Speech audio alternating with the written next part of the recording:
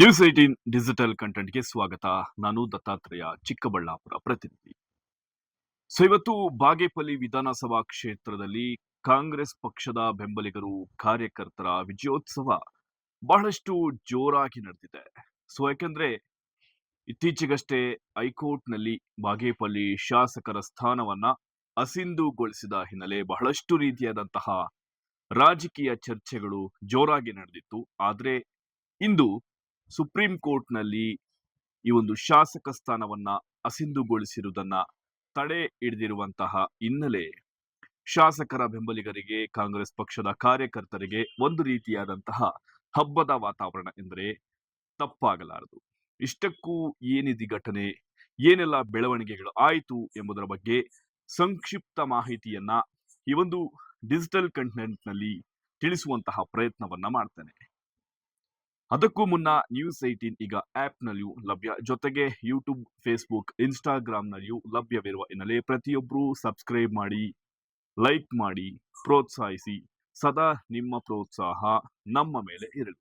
ಹೌದು, ಚಿಕ್ಕಬಳ್ಳಾಪುರ ಜಿಲ್ಲೆಯ ಭಾಗ್ಯನಗರದ ಭಾಗ್ಯನಗರ ಅಥವಾ ಬಾಗೇಪಲ್ಲಿ ವಿಧಾನಸಭಾ ಕ್ಷೇತ್ರದ ಕಾಂಗ್ರೆಸ್ ಶಾಸಕ, 3 ಬಾರಿ ಹ್ಯಾಟ್ರಿಕ್ ಗೆಲುವನ್ನ ಪಡೆದುಕೊಂಡಿರುವಂತಹ ಶಾಸಕ SN ಸುಬ್ಬಾರೆಡ್ಡಿ ಶಾಸಕ ಸ್ಥಾನವನ್ನ ಅಸಿಂಧುಗೊಳಿಸಬೇಕು, ಜೊತೆಗೆ ನನಗೆ ಶಾಸಕ ಸ್ಥಾನವನ್ನ ಕೊಡಬೇಕು ಅಂತ ಬಾಗೇಪಲ್ಲಿ ವಿಧಾನಸಭಾ ಕ್ಷೇತ್ರದ ಪರಾಜಿತ ಅಭ್ಯರ್ಥಿ ಬಿಜೆಪಿ ಮುಖಂಡ ಸಿ ಮುನ್ರಾಜುರವರು ಹೈಕೋರ್ಟ್ನಲ್ಲಿ ಅರ್ಜಿಯನ್ನ ಸಲ್ಲಿಸಿದ್ರು. ಈ ಅರ್ಜಿಯನ್ನ ವಜಾ ಮಾಡಬೇಕು ಅಂತ ಈ ಹಿಂದೆಯೇ 2023ರಲ್ಲಿಯೇ ಬಾಗೇಪಲ್ಲಿ ಕ್ಷೇತ್ರದ ಶಾಸಕ SN ಸುಬ್ಬಾರೆಡ್ಡಿ ಸುಪ್ರೀಂ ಕೋರ್ಟ್ನ ಕದವನ್ನ ತಟ್ಟಿದ್ರು. ಆದ್ರೆ ಹೈಕೋರ್ಟ್ನ ತೀರ್ಪು ಬಳಿಕ ಈ ವಿಚಾರವನ್ನ ಕೈಗೆತ್ತಿಕೊಳ್ಳುವುದಾಗಿ ಸುಪ್ರೀಂ ಕೋರ್ಟ್ ಆಗ ತಿಳಿಸಿತ್ತು.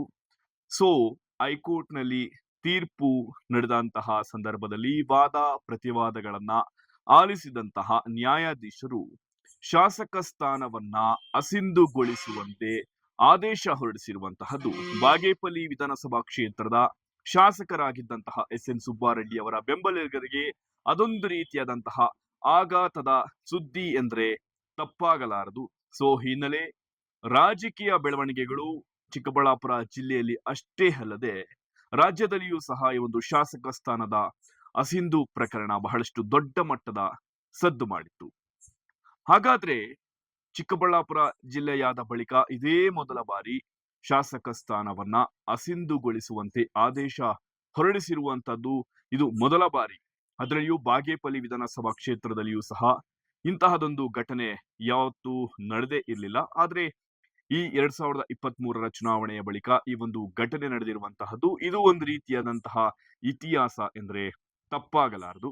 ಆದ್ರೆ ಈಗ ಸುಪ್ರೀಂ ಕೋರ್ಟ್ ಇದಕ್ಕೆಲ್ಲ ತಾತ್ಕಾಲಿಕವಾಗಿ ತಡೆ ಹಿಡಿದಿರುವಂತಹ ಹಿನ್ನೆಲೆ ಈಗ ಶಾಸಕ ಸುಬ್ಬಾರೆಡ್ಡಿಗೆ ಬಿಗ್ ರಿಲೀಫ್ ಸಿಕ್ಕಿರುವುದರಲ್ಲಿ ಯಾವುದೇ ರೀತಿಯಾದಂತಹ ಅನುಮಾನ ಇಲ್ಲ ಎಂದರೆ ತಪ್ಪಾಗಲ್ಲ.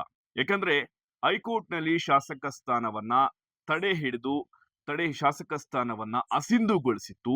ಈ ಒಂದು ವಿಚಾರಕ್ಕೆ ಸಂಬಂಧಿಸಿದಂತೆ ಪ್ರಕರಣವನ್ನ ಅಸಿಂಧುಗೊಳಿಸಿರುವುದನ್ನ ವಿಚಾರಣೆಯನ್ನ ಶಾಸಕ ಸುಬ್ಬಾರೆಡ್ಡಿ ಹೈಕೋರ್ಟ್ ನಲ್ಲಿ ಒಂದು ಅರ್ಜಿಯನ್ನ ಸಲ್ಲಿಸಿದ್ರು. ಆದ್ರೆ ಇದರಲ್ಲಿಯೂ ಸಹ ವಾದ ಪ್ರತಿವಾದಗಳನ್ನ ಆಲಿಸಿದ್ದಂತಹ ನ್ಯಾಯಾಧೀಶರು ಶಾಸಕ ಸ್ಥಾನವನ್ನ ಅಸಿಂಧುಗೊಳಿಸುವಂತೆ ಆದೇಶವನ್ನು ಸಹ ಹೊರಡಿಸಿದ್ರು. ಆದ್ರೆ ಇದೇ ಒಂದು ವಿಚಾರಕ್ಕೆ ಸುಪ್ರೀಂ ಕೋರ್ಟ್ ನಲ್ಲಿ ಶಾಸಕ ಸುಬ್ಬಾರೆಡ್ಡಿ ಅರ್ಜಿಯನ್ನ ಸಲ್ಲಿಸಿರ್ತಾರೆ. ಈ ಒಂದು ತೀರ್ಪು ಸಹ ಇದೇ ಒಂದು ದಿನ ನಡೆದಿರುವ ಹಿನ್ನೆಲೆ ಸುಪ್ರೀಂ ಕೋರ್ಟ್ ನಲ್ಲಿ ಒಂದು ರೀತಿಯಾದಂತಹ ಬಿಗ್ ರಿಲೀಫ್ ಸಿಕ್ಕಿರುವಂತಹದ್ದು. ಅಂದ್ರೆ ಸೆಪ್ಟೆಂಬರ್ ತಿಂಗಳವರೆಗೂ ಸಹ ಯಾವುದೇ ರೀತಿಯಾದಂತಹ ಈ ಒಂದು ಶಾಸಕ ಸ್ಥಾನ ಅಸಿಂಧು ಏನುಗೊಳಿಸಿತ್ತು ಅದನ್ನ ತಡೆ ಹಿಡಿದಿರುವಂತಹದ್ದು ಶಾಸಕರ ಬೆಂಬಲಿಗರಿಗೆ ಸಂತೋಷದ ಸುದ್ದಿ ಎಂದರೆ ತಪ್ಪಾಗಲಾರದು.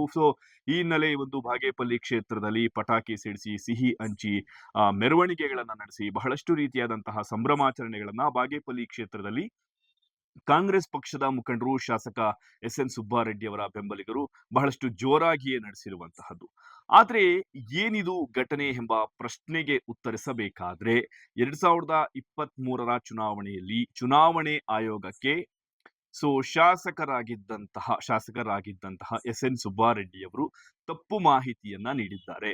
ಈ ತೆರಿಗೆ, ಆಸ್ತಿ, ಆದಾಯ ವಿಚಾರ ಸಂಬಂಧಿಸಿದಂತೆ ಬಹಳಷ್ಟು ವಿಚಾರವನ್ನ ಚುನಾವಣೆ ಆಯೋಗಕ್ಕೆ ತಪ್ಪು ಮಾಹಿತಿಯನ್ನ ಸಲ್ಲಿಸಿರುವ ಹಿನ್ನೆಲೆ ಈ ಒಂದು ವಿಚಾರಣೆಯನ್ನ ಕೈಗೆತ್ತಿಕೊಂಡು ಅವರನ್ನ ಶಾಸಕ ಸ್ಥಾನದಿಂದ ಅನರ್ಹಗೊಳಿಸಿ ನನ್ನನ್ನ ಶಾಸಕ ಸ್ಥಾನವನ್ನು ಅಂದ್ರೆ ಸಿ ಮುನಿರಾಜು ಬಾಗೇಪಲ್ಲಿ ಅಭ್ಯರ್ಥಿ ಏನು ಪರಾಜಿತರಾಗಿರ್ತಾರೋ ಸೊ ಅವರನ್ನ 2ನೇ ಸ್ಥಾನದಲ್ಲಿದ್ದಂತಹ ಸಿ ಮುನಿರಾಜುರವರನ್ನ ಶಾಸಕರನ್ನಾಗಿ ಮಾಡುವಂತೆ ಈ ಪರಾಜಿತ ಅಭ್ಯರ್ಥಿಯಾದಂತಹ ಸಿ ಮುನಿರಾಜುರವರು ಹೈಕೋರ್ಟ್ ನಲ್ಲಿ ಅರ್ಜಿ ಸಲ್ಲಿಸಿದ್ರು. ಸೊ ಈ ಒಂದು ಅರ್ಜಿಯನ್ನ ವಜಾ ಮಾಡುವಂತೆ ಸುಪ್ರೀಂ ಕೋರ್ಟ್ ನ ಮೊರೆ ಹೋಗಿದ್ದಂತಹ ಸುಬ್ಬಾರೆಡ್ಡಿ ಅವರಿಗೆ ಒಂದು ರೀತಿಯಾದಂತಹ ಹಿನ್ನಡೆಯಾಗಿತ್ತು. ತದನಂತರ ಹೈಕೋರ್ಟ್ ನಲ್ಲಿಯೂ ಸಹ ಹಿನ್ನಡೆಯಾಗಿತ್ತು. ಯಾಕಂದ್ರೆ ಬೆಂಗಳೂರಿನಲ್ಲಿರುವಂತಹ ವಿಲಾ ಮನೆಗಳಿಗೆ ಸಂಬಂಧಿಸಿದಂತೆ ತೆರಿಗೆಯನ್ನ ಕಟ್ಟಿಲ್ಲ.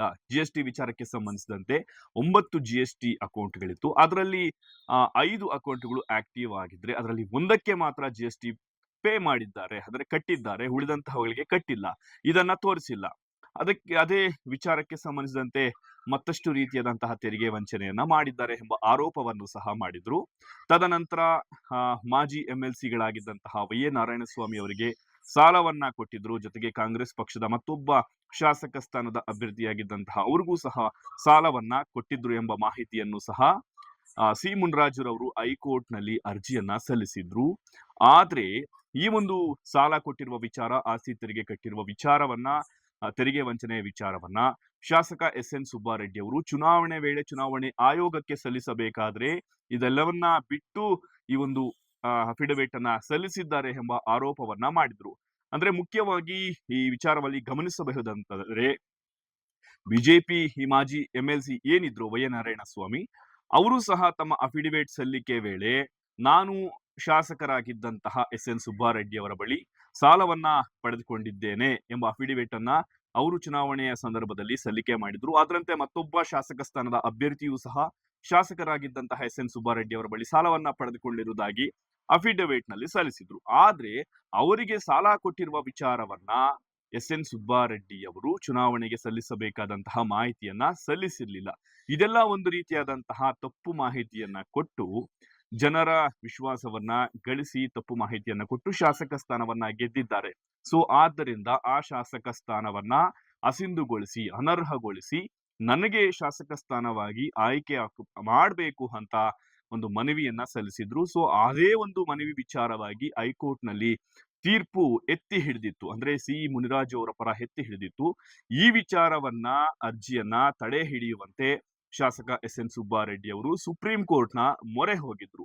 ಈ ವಿಚಾರಕ್ಕೆ ಸಂಬಂಧಿಸಿದಂತೆ ಈಗ ಸುಪ್ರೀಂ ಕೋರ್ಟ್ ನಲ್ಲಿ ತಾತ್ಕಾಲಿಕವಾಗಿ ಸುಬ್ಬಾರೆಡ್ಡಿಗೆ ರಿಲೀಫ್ ಸಿಕ್ಕಿರುವಂತಹದ್ದು ಅಭಿಮಾನಿಗಳಿಗೆ ಒಂದು ರೀತಿಯಾದಂತಹ ಸಂತಸದ ಸುದ್ದಿ ಎಂದರೆ ತಪ್ಪಾಗಲಾರದು. ಸೊ ಈ ವಿಚಾರಕ್ಕೆ ಸಂಬಂಧಿಸಿದಂತೆ ಕಂದಾಯ ಸಚಿವ ಕೃಷ್ಣ ಬೈರೇಗೌಡರು ಸಹ ಬಹಳಷ್ಟು ರೀತಿಯಾದಂತಹ ಸಂತಸವನ್ನ ವ್ಯಕ್ತಪಡಿಸಿರುವಂತಹದ್ದು. ಸುಬ್ಬಾರೆಡ್ಡಿ ಅವರು ಜನರ ಆಶೀರ್ವಾದದಿಂದ ಗೆದ್ದಿದ್ದಾರೆ.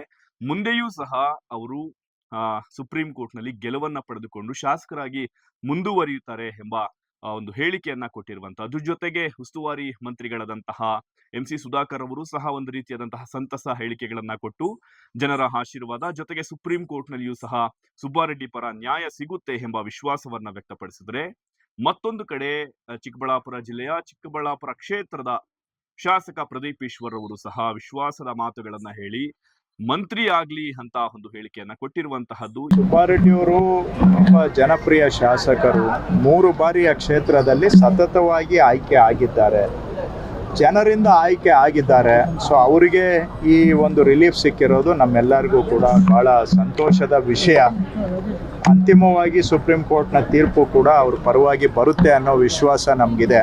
ಒಟ್ಟಾರೆ ಇವತ್ತು ರಿಲೀಫ್ ಸಿಕ್ಕಿರೋದು ನಮಗಂತೂ ಭಾಳ ಸಂತೋಷವನ್ನು, ಯಾಕಂದರೆ ಒಂದು ಕಡೆ 3 ಬಾರಿ ಶಾಸಕರಾಗಿದ್ದಾರೆ ಅನ್ನೋದಾದ ಅಲ್ಲದೆ ಇನ್ನೊಂದು ಕಡೆ ನಮಗೆ ಆತ್ಮೀಯ ಸ್ನೇಹಿತರು ಕೂಡ ಆಗಿದ್ದಾರೆ. ಸೊ ಎರಡೂ ದೃಷ್ಟಿಯಿಂದ ಈ ರಿಲೀಫ್ ಸಿಕ್ಕಿರೋದು ಸ್ವಾಗತ ಮಾಡ್ತೇವೆ, ಸಂತೋಷದ ವಿಷಯ. ಉಚ್ಚ ನ್ಯಾಯಾಲಯದಲ್ಲಿ ಏನು ನಮ್ಮ ಬಾಗೇಪಲ್ಲಿಯ ಶಾಸಕರ ಒಂದು ಅನರ್ಹತೆ ವಿಚಾರ ಚರ್ಚೆ ಇವತ್ತು ಅಲ್ಲಿ ಸುಪ್ರೀಂ ಕೋರ್ಟ್ನ ಮುಂದೆ ಬಂದು ಈಗ ಅವರಿಗೆ ಏನು ಹೈಕೋರ್ಟಲ್ಲಿ ಆಗಿದ್ದಂಥ ಒಂದು ಆದೇಶಕ್ಕೆ ತಡೆಯಾಜ್ಞೆಯನ್ನು ಕೊಟ್ಟಿದ್ದಾರೆ ಮತ್ತು ಮುಂದಿನ ತಾರೀಖನ್ನು ನಿಗದಿ ಮಾಡಿರ್ತಕ್ಕಂಥ ವಿಚಾರ ಕೇಳಿ ಭಾಳ ಸಂತೋಷ ಆಯಿತು.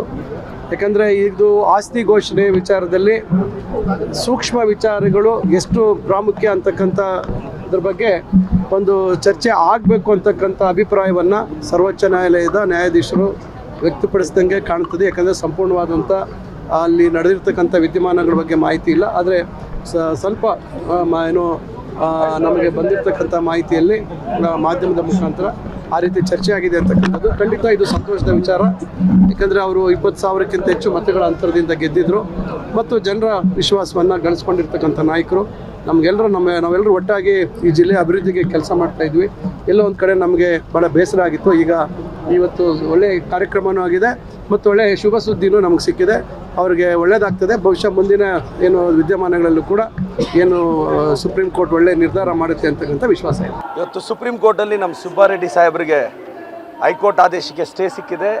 ಅವರೇನು ಶಾಸಕರಾಗಿ ಅಸಿಂಧು ಅಂತ ಹೈಕೋರ್ಟ್ ಹೇಳಿತ್ತು, ಅವರು ಶಾಸಕರಾಗಿ ಮುಂದುವರಿಬೋದು. ಮುಂದಿನ ಇದನ್ನು ಸೆಪ್ಟೆಂಬರ್ವರೆಗೂ ಹಾಕಿದ್ದಾರೆ. ಇದು ನಮ್ಮ ಸುಬ್ಬಾರೆಡ್ಡಿ ಸಾಹೇಬರಿಗೆ ಅವರ ಪ್ರಾಮಾಣಿಕತೆಗೆ ಸಿಕ್ಕ ಜಯ. ಅವ್ರಿಗೆ ಶಾಸಕರಾಗಿ ಮುಂದುವರಿತಾರೆ. ಅವ್ರ ಒಳ್ಳೆ ಭವಿಷ್ಯ ಇದೆ ಜಿಲ್ಲೆಯಲ್ಲಿ. ಇದು ನಮ್ಮ ಕಾಂಗ್ರೆಸ್ ಪಕ್ಷಕ್ಕೆ ಸಿಕ್ಕ ಅತಿ ದೊಡ್ಡ ಗೆಲುವು ಅಂತ ನಾನು ಭಾವಿಸ್ತೇನೆ ಸರ್. ಬಾಗೇಪಲ್ಲಿ ಶಾಸಕರ ಬೆಂಬಲಿಗರಿಗೆ ಬಹಳಷ್ಟು ಖುಷಿ ಹಾಗೂ ಸಂತಸವನ್ನ ತಂದುಕೊಟ್ಟಿರುವಂತಹದ್ದು. ಆದ್ರೆ ಸೆಪ್ಟೆಂಬರ್ ಬಳಿಕ ಸುಪ್ರೀಂ ತೀರ್ಪಿನಲ್ಲಿ ಏನೆಲ್ಲ ವ್ಯತ್ಯಾಸಗಳು ಆಗುತ್ತೆ ಎಂಬುದರ ಬಗ್ಗೆ ಈಗ ಒಂದು ರೀತಿಯಾದಂತಹ ಕುತೂಹಲ ಮೂಡಿರುವಂತಹದ್ದು.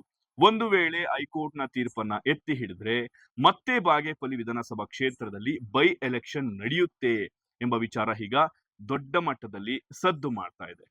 ಆದ್ರೆ ಈಗ ಪ್ರಸ್ತುತ ಹೈಕೋರ್ಟ್ ನಲ್ಲಿ ಏನು ಒಂದು ಶಾಸಕ ಸ್ಥಾನವನ್ನ ಅಸಿಂಧುಗೊಳಿಸಿತ್ತೋ ಆ ಒಂದು ಅಸಿಂಧುಗೊಳಿಸಿರುವಂತಹದನ್ನ ತಡೆ ಹಿಡಿಯುವಂತೆ ಸುಪ್ರೀಂ ಕೋರ್ಟ್ ನಲ್ಲಿ ಮನವಿ ಸಲ್ಲಿಸಿದ ವಿಚಾರಕ್ಕೆ ಸಂಬಂಧಿಸಿದಂತೆ ಈಗ ತಾತ್ಕಾಲಿಕವಾಗಿ ಶಾಸಕ ಎಸ್.ಎನ್. ಸುಬ್ಬಾರೆಡ್ಡಿ ಅವರಿಗೆ ಬಿಗ್ ರಿಲೀಫ್ ಸಿಕ್ಕಿದೆ ಎಂದ್ರೆ ತಪ್ಪಾಗಲಾರದು.